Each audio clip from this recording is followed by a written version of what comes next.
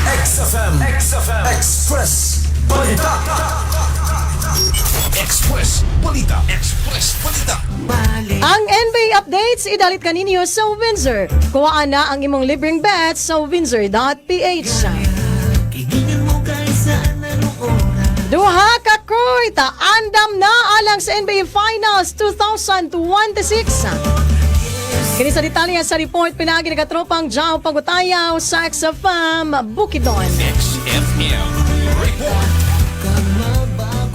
Nahumana sa National Basketball Association o NBA ang pagpangandam sa duha ka court nga gamiton alang sa 2026 finals. Sa mga hulagway nga gipagawa sa liga, highlights ang disenyo sa hard court nga adunay Larry O'Brien Trophy, ang gikinhamang championship trophy sa NBA. Gikatakda ang unang dula tali sa New York Knicks o San Antonio Spurs sa Hunyo 4, 2026, oras sa Pilipinas. Ipahigayon usab ang Game 1 o Game 2 sa Frostbank Center, ang home court sa Spurs, samtang ang Game 3 o 4, Madison Square Garden, ang home court sa Knicks. Kini ang unang higayon, sukad ni adtong 1999 finals, walahing nagatbang ang duha ka kupunan kung asa gipildi kaniadto sa Spurs ang New York sulod sa 5 kadula. Sa maong finals, minghimo og kasaysayan ang Knicks isip pinakaunang number 8 seed nga nakaabot sa championship series. Samtang karong tuiga, nagpakitang gilas na usab ang Knicks, human nila gipildi ang Cleveland Cavaliers sa usa ka sweep sa Eastern Conference Finals. Mga katropa, aron kusganda sa atong napili nga sports, kailangan nato ang saktong exercise ug training. Sabayan na nato sa pagtumar sa pinakakusog nga food supplement nga gigama sa Yes to Health Incorporated nga puno sa mga sangkap nga pakusgo ng atong kalawasan. Tumar na sa Premium D3 Subgel Capsule alang sa nagkayusang Pilipino. Para sa Pilipinas, nanukad diri sa XFM Bukidnon, kini inyong katropang si Jao Pagutayaw, XFM News.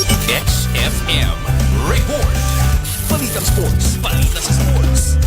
Ang NBA updates gidalit kaninyo sa Windsor. Kuhaan na ang imong libreng bets sa windsor.ph. Express Balita.